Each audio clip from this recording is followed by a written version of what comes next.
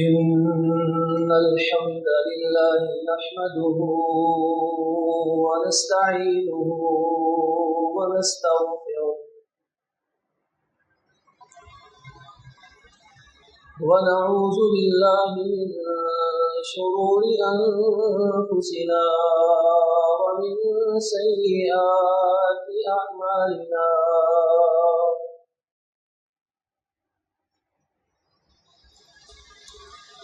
من يهده الله فلا مضل له ومن يضلل فلا هادي له وأشهد أن لا إله إلا الله وحده لا شريك له وأشهد أن محمدا عبده ورسوله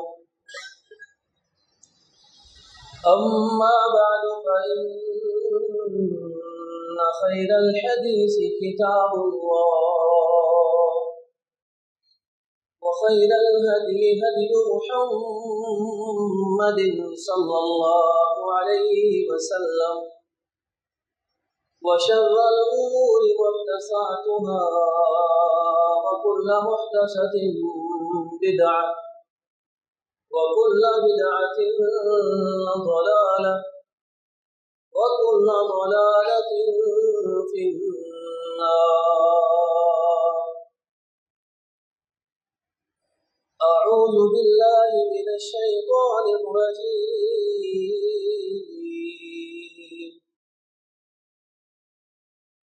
فرح المخلفون بمقعدهم خلاف رسول الله وكرهوا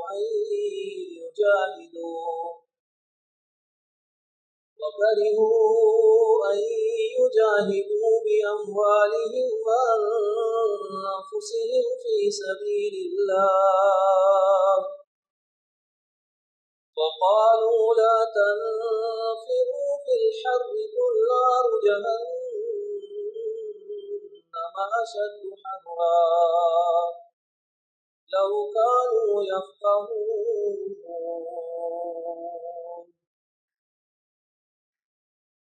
جو لوگ اللہ کے رسول سے پیچھے رکھے گئے تھے وہ خوش ہوئے اور اپنے ناپسند اپنی جان اور ماں کے ساتھ اپنے راستے میں جہاد کے لیے جائیں. اور انہوں نے دوسروں کو بھی کہا گرمی میں مت باہر نکلو، کہہ دو جہنم کی گرمی اس سے زیادہ سخت ہے، کاش کے یہ لوگ سمجھ جائیں. محترم بھائیوں، یہ ہمارا ایمان ہے کہ اللہ رب العالمین ہی اس کائنات میں ہر قدرت کا مالک ہے. جیسے دنیا کے اندر دو خدا ماننا شرک اور کفر ہوتا ہے کہ کوئی یہ کہے اچھائی کا خدا اور ہے برائی کا خدا اور ہے،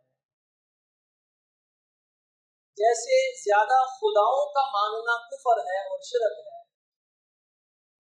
ایسے ہی یہ ماننا بھی شرک ہوتا ہے کہ کوئی یہ سمجھے اللہ نے دنیا میں اپنی قدرت اور اپنی طاقت کے حصے دار بنائے ہوئے ہیں اور کچھ لوگ اللہ سے قدرت لے کر کائنات کا نظام چلانے میں اس کے شریک ہوتے ہیں.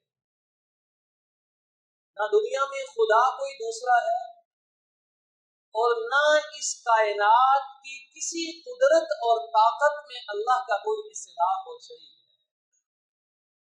جیسے وہ پیدا کرنے میں اکیلا ہے، جیسے وہ رزق دینے میں اکیلا ہے، ایسے ہی وہ انسانوں کی مشکلات دور کرنے میں بھی صرف اکیلا ہے، کوئی اس کا حصے دار نہیں.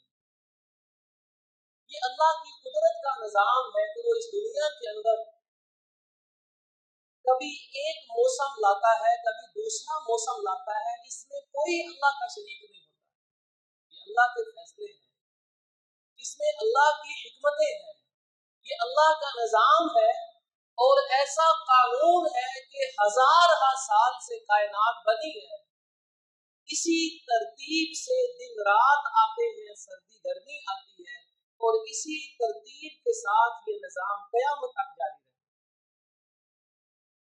نبی کریم علیہ السلام کی ایک حدیث ہے، صحیح بخاری میں آتی ہے کہ ایک مرتبہ جہنم نے اللہ سے شکایت کی کہ اے اللہ، میرے اندر آگ اتنی تیز ہے کہ یہ مجھے ہی کھائے جا رہی ہے، مجھ سے یہ اپنی آگ برداشت نہیں ہوتی۔ تو رسول اکرم صلی اللہ علیہ وسلم فرماتے ہیں کہ اللہ نے جہنم کو اجازت دی کہ تم 2 مرتبہ سانس لے سکتی ہو، تمہاری گرمی بھی باہر نکلے اور تمہیں بھی کچھ آرام محسوس ہو۔ فرمایا جہنم جب سانس باہر کو لیتی ہے تو یہ دنیا میں گرمی کا موسم بنتا ہے، اور جب وہ دوسرا سانس واپس لیتی ہے تو دنیا میں یہ سردی کا موسم بنتا ہے۔ اب دنیا میں کئی مرتبہ ایسی چیزیں قرآن اور حدیث میں آتی ہیں کہ بندے کو لگتا ہے کہ بات صحیح سمجھ میں نہیں آئی کہ دنیا میں ایک ہی وقت میں کسی ملک میں سردی ہوتی ہے، کسی ملک میں گرمی ہوتی ہے، تو یہ کیا بات ہوئی کہ جہنم کا سانس ہے تو پھر ہر جگہ اس کا اثر ہونا چاہیے۔ میرے بھائیوں یاد رکھیے گا، جو چیزیں ہمارے سمجھنے والی تھیں اللہ نے وہ 2 ٹوک ہمیں سمجھا دی، جو چیزیں ہمارے عمل کرنے والی تھی، ماننے والی تھی، اللہ نے 2 ٹوک اپنے پیارے پیغمبر کی زبان سے ہم تک پہنچا دی ہیں، ہم آرام سے سمجھ کر عمل کر سکتے ہیں۔ کچھ چیزیں ایسی ہیں جو اللہ نے اتنی 2 ٹوک ہمارے سامنے کھول کر نہیں رکھی، اس میں آزمائش ہے کہ بندہ سب کچھ سمجھ اور دیکھ کر ہی مانتا ہے کہ کچھ ہماری سن کر بھی مانتا ہے، یہ امتحان ہوتا ہے۔ اسی لیے مومن کا سب سے پہلا وصف یہ ہوتا ہے الذین یؤمنون بالغیب، کہ وہ دیکھے بغیر صرف اللہ کے کہنے سے ہی سب کچھ مان جاتا ہے۔ یہ ہماری عقل اس کائنات کے سارے نظام کو سمجھنے سے بہت چھوٹی ہوتی ہے۔ ایمان سب سے اوپر ہونا چاہیے کہ میرے خدا اور میرے پیغمبر نے جو فرما دیا حق وہ ہے، اس کے خلاف کچھ آنکھوں سے بھی نظر آئے تو ہم سمجھیں گے وہ جھوٹ ہے، وہ سچ نہیں ہو سکتا۔ نبی علیہ السلام کے پاس ایک صحابی آئے، عرض کی کہ میرے بھائی کا پیٹ خراب ہے، آپ نے فرمایا اس کی ہی عسلا، اسے شہد پلاؤ۔ اس نے پلایا، پھر آیا کہ میرے بھائی کا پیٹ صحیح نہیں ہو رہا، آپ نے فرمایا اسے شہد مزید پلاؤ۔ اس نے پھر پلایا، تیسری بار آیا، اللہ کے رسول علیہ السلام سے عرض کی میرے بھائی کا پیٹ خراب ہے، ٹھیک نہیں ہوا۔ تو ذرا ایمان کا لیول دیکھیے کہ رسول اکرم صلی اللہ علیہ وسلم فرماتے ہیں صدق اللہ وکذب بطن الاخیق، اللہ نے قرآن میں جو کہا ہے وہ سچ ہے کہ شہد میں شفا ہے، تیرے بھائی کے پیٹ میں ساری خرابی ہے۔ وجہ کیا تھی کہ دوا جب تک مناسب مقدار میں جاتی نہیں ہے پورا اثر ہوتا نہیں ہے، جب مقدار اور مرض صحیح تشخیص کے ساتھ فٹ بیٹھتے ہیں اسی وقت شفا ہوتا ہے۔ تو ایمان ہمارا وہی ہونا چاہیے جو اللہ اور اس کے رسول نے فرما دیا ہے، بشرطے کہ وہ مستند ہو، واقعتاً قرآن اور حدیث کی تعلیم موجود ہو۔ اس لیے ہمارا ایمان ہے جیسے نبی کریم علیہ السلام نے فرمایا ہے، دنیا جہاں جہاں جہنم کی سانس کے اثرات پہنچتے ہیں وہاں یہ گرمی کا نظام آ جاتا ہے۔ اور ایک دوسری حدیث ہے کہ ایک دن نبی کریم علیہ السلام نے صحابہ کرام کو مخاطب کیا اور ارشاد فرمایا نارکم ھذہ التی یوقدھا ابن آدم، دنیا کے اندر انسان جو آگ جلاتا ہے، جو ہم آگ استعمال کرتے ہیں، جزء من 70 جزءا من نار جہنم، یہ جہنم کی آگ کا 70واں حصہ ہے۔ صحابہ کرام نے کہا اللہ کے نبی علیہ السلام، جتنی آگ یہ گرم ہے یہی کافی تھی، اس سے بھی زیادہ سخت جہنم کی آگ؟ فرمایا ہاں، جہنم کی آگ دنیا کی آگ سے 69 حصے زیادہ ہے، اور ہر حصہ اتنا ہی گرم ہے جتنی دنیا کی آگ ہے۔ یہ ہے جہنم کی گرمی اور جہنم کی آگ،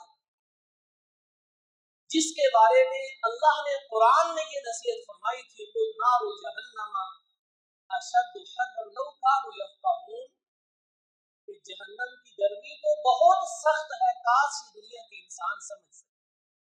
آج ذرا تصور کیجئے کہ جیسے جیسے صبح سورج نکلتا ہے گرمی اور حرارت کی شدت میں اضافہ ہوتا ہے، دوپہر کو یہ سورج ہم سے ہزاروں میل کے فاصلے پر ہوتا ہے، اور اس وقت گرمی کا عالم کیا ہے آج ابھی اسی وقت ہم محسوس کر رہے ہیں۔ تو ذرا تصور کیجئے کہ حشر کے میدان میں، صحیح مسلم میں یہ حدیث آتی ہے کہ انسان جب کھڑا ہوگا تو سورج 1 میل کے فاصلے پر اس کے قریب آ جائے، 1 میل، اور آج کتنے ہزار میل دور ہے اور ہم اس کی طرف آنکھ اٹھا کر دیکھ نہیں سکتے۔ حشر کے میدان میں یہی سورج انسان کے 1 میل کے فاصلے پر ہوگا، اس وقت گرمی کا کیا عالم ہوگا۔ حدیث میں آتا ہے کہ انسان اپنے گناہوں کے مطابق پسینوں میں ڈوبے ہوں گے، جس کے گناہ تھوڑے ہوں گے اس کا پسینہ اس کے ٹخنوں تک ہوگا، جس کے گناہ زیادہ ہوں گے وہ انسان پسینے میں گھٹنوں تک ڈوبا ہوگا، جس کے گناہ زیادہ ہوں گے وہ انسان پسینے میں ڈوبا ہوگا۔ اور کئی انسان ایسے اتنا لے آئیں گے کہ ان کا پسینہ ان کے منہ تک آئے گا، اس طرح وہ سارے جسم پسینوں میں ڈوبے۔ آج دنیا میں ہم گرمی سے بچنے کے لیے کتنے بندوبست کرتے ہیں، اپنی راحت اور اپنے آرام کے لیے اے سی کا استعمال بڑے اہتمام سے کرتے ہیں۔ اس کے علاوہ ٹھنڈک پہنچانے والے سارے ذرائع اور وسائل بڑی کوشش اور بڑے ہی اہتمام کے ساتھ اپنے گھروں میں رکھتے ہیں۔ یہ گرمی ہمیں سکھاتی ہے کہ ایک ایسی گرمی کے لیے بھی تم تیاری کرو کہ جس گرمی کا اس کے ساتھ کوئی مقابلہ ہی نہیں۔ حشر کے میدان میں جب ایسی گرمی ہوگی وہاں ٹھنڈک کا انتظام کیا ہوگا۔ ایک حدیث میں نبی کریم علیہ السلام ارشاد فرماتے ہیں كل امرئ في ظل صدقته حتى يقضى بين الناس، کہ حشر کے میدان میں جس انسان نے دنیا میں جتنا صدقہ کیا ہوگا وہ صدقے کے برابر سایہ اللہ حشر کے میدان میں بندے کے اوپر رکھے۔ یہ صدقہ دنیا کا حشر کے میدان میں سایہ بن کر کھڑا ہے، اسے حرارت سے بچائے۔ یہ حشر کے میدان کا اسی ہے جو آج ہم دنیا میں اپنے لیے بندوبست کر سکتے ہیں۔ اور کون سے اے سی ہے وہاں جو چلنے والے ہیں۔ ایک حدیث میں رسول اکرم صلی اللہ علیہ وسلم کا فرمان ہے کہ 7 لوگ ایسے ہیں کہ جن کو اللہ اپنے عرش کا سایہ نصیب کرے گا جب لوگ حشر کی گرمی میں تڑپ رہے ہیں. عرش کا سایہ, وہ عرش اتنا بڑا ہے کہ اس کائنات میں اللہ کی سب سے بڑی مخلوق وہ عرش ہے, آسمانوں کو زمینوں سے بھی بڑا ہے. اس عرش کے سائے میں 7 قسم کے لوگ ہوں گے جن کو اللہ رکھے گا کہ ان کو آج گرمی اور تپش کوئی بھی تکلیف نہیں دے سکتی. 7 قسم کے افراد ہم بھی کوشش کریں تو ان میں شامل ہو سکتے ہیں. فرمایا نمبر 1 الامام العادل, انصاف کرنے والا حکمران, کہ دنیا میں جسے اقتدار ملتا ہے اگر وہ انصاف اور عدل سے کام لے اللہ اسے اپنے عرش کا سایہ نصیب. اور ایک حدیث میں یوں بھی آتا ہے کہ کچھ لوگوں کو اللہ قیامت کے دن حشر کے میدان میں نور کے منبر بنا کر ان پر بٹھائے گا اور ان سب کو اپنے دائیں جانب بٹھائے گا. یہ کون لوگ ہوں گے؟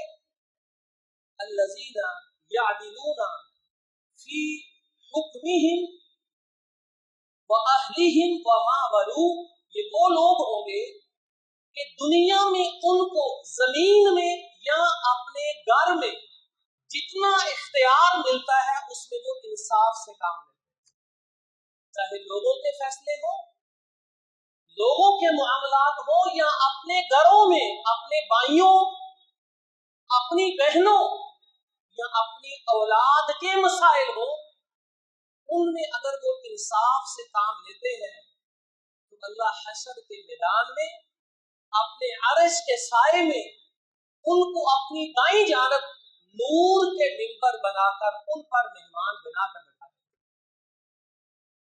لیکن جو بہنوں کے حصے کھا جاتے ہیں,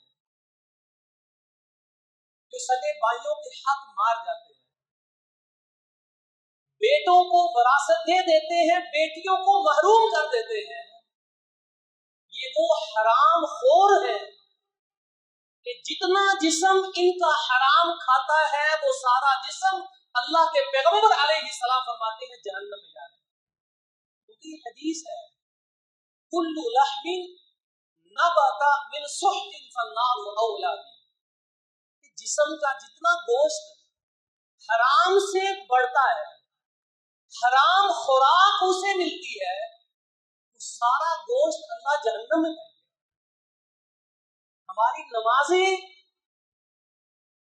ہمارے صدقے بھی, اور ہمارے حج اور عمرے بھی, ہمارے روزے اور ہماری تلاوتیں بھی ہمیں نہیں بچا سکتے اگر ہم نے کسی بہن کا حق مارا, کسی بھائی کا حق مارا, کسی عام مسلمان کا حق مارا ہے, بیٹی کو تھوڑا یا محروم کر کے بیٹے کو وراثت کا مالک بنا دیا, یہ چیزیں ہمیں جہنم سے نہیں بچا سکتی.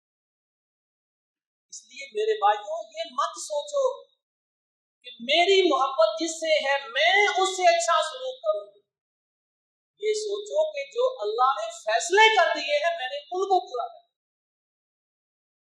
قرآن نے کہا ہے کہ تمہیں نہیں پتا تمہاری اولادوں کے لیے بہتر کیا ہے, ہمیں پتا ہے اس لیے ہم نے ہر ایک کو اس کا حق دے دیا ہے.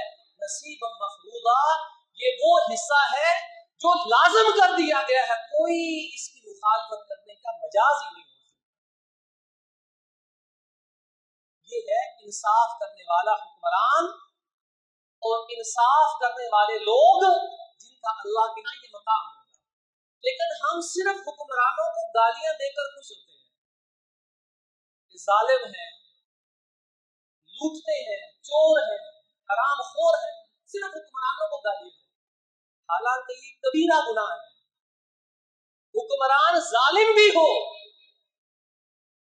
حکمران فاسق, فاجر اور گناہگار بھی ہو, حدیث نبوی میں آتا ہے کہ ہم اس کو گالی نہیں دے سکتے, زبان اس کے خلاف نہیں چلا سکتے, یہ جائز ہی نہیں ہے.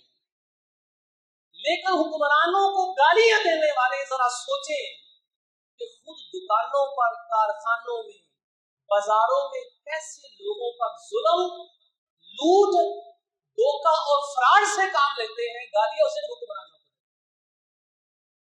और कैसे अपने भाइयों बहनों जैसा मैंने कहा जुल्म करते हैं, लेकिन गालियां सिर्फ हुक्मरानों, अपना नहीं पता हम खुद क्या करते। तो ये पहला बंदा है कि जिसको अल्लाह अर्श का साया नसीब करे। और दूसरा, नबी करीम अलैहिस्सलातु वस्सलाम फरमाते हैं, वशाबुन नशअ फी इबादतिल्लाह, वो नौजवान जिसने जवानी में अल्लाह की इबादत, क्योंकि जवानी में वो ताकतें होती हैं जो बचपन और बुढ़ापे में नहीं होती। अल्लाह ने इतनी इजाफी ताकतें दी हैं तो इनका अल्लाह ने अलग से हिसाब लेना। और एक बंदा वो फरमाया, वरजुलुन तसद्दक़ बिसदक़तिन फअख़फ़ाहा हत्ता ला तअलम शिमालुहु मा तुनफ़िक़ु यमीनुहु। तीसरा बंदा वो है कि सदका देता है, इतना छुपा कर देता है कि बाएं हाथ को पता नहीं चलता दाएं हाथ ने अल्लाह के रास्ते में क्या दिया। किसी इंसान तो दूर की बात है, फरमाया जो छुपा कर सदका देता है किसी को पता नहीं चलता, अल्लाह उसे भी हशर के मैदान में अपने अर्श के साए में अपना मेहमान बनाकर। और आज इस मौसम में सबसे बड़ा सदका क्या है? नबी अलैहिस्सलाम से पूछा गया कि सबसे अफजल सदका क्या है? फरमाया किसी को पानी पिलाना। एक सहाबी आए, अर्ज की मेरी वालिदा वफात पा गई, मैं उनके लिए सदका जारिया बनाना चाहता हूँ। फरमाया जाओ उनके लिए पानी का इंतजाम करो, लोग पिए, ये तुम्हारी वालिदा के लिए सबसे बड़ा सदका है। अल्लाह के यहाँ पानी पिलाने का मकाम समझने के लिए एक हदीस बड़ी तवज्जो से सुने, इसमें हमारे लिए बहुत बड़ा सबक है। नबी करीम अलैहिस्सलातु वस्सलाम इरशाद फरमाते हैं कि एक तवाइफ बदकार और फाहिशा औरत सफर कर रही, रास्ते में उसने कुआं देखा, वहां पानी पीने लगी। कुएं में आप जानते हैं कुछ लटका कर पानी बाहर निकाला जाता। सफर में उसने पानी निकाला, पिया, जब जाने लगी तो देखा वहां एक कुत्ता प्यास से मर रहा है, इतनी प्यास में है कि जबान से मट्टी खा रहा है। उसने सोचा कि जैसे मुझे प्यास लगी थी इसको भी बड़ी प्यास लगी। उस औरत ने क्या किया कि अपना जूता निकाला, रस्सी के साथ कुएं में जूता लटका कर पानी निकाला और उस कुत्ते को पिला दिया। अल्लाह के रसूल अलैहिस्सलाम फरमाते हैं, फ़ग़फ़रल्लाहु लहा, इस अमल को देखकर अल्लाह ने उस औरत के सारे गुनाह माफ किए। सबक हमारे लिए आगे है, वो क्या कि एक बदकार औरत प्यासे कुत्ते को पानी पिलाए तो अल्लाह उसको माफ कर देता है। तो अगर एक मुसलमान मुवहिद हो किसी इंसान को पानी पिलाए तो सोचिए उसके गुनाह कैसे नहीं माफ। इसलिए उलमा ने लिखा है कि जो बंदा चाहता है अल्लाह मेरे गुनाह माफ करे, वो लोगों को पानी पिलाए। कि जब कुत्ते को पानी पिलाने पर एक बदकार औरत को माफी मिल सकती है तो गुनाहगार मुसलमान को कैसे माफी? जितनी हमारी मुसीबतें हैं, परेशानियां हैं, घरेलू कारोबार टेंशनें हैं, ये सारे हमारे गुनाहों का नतीजा।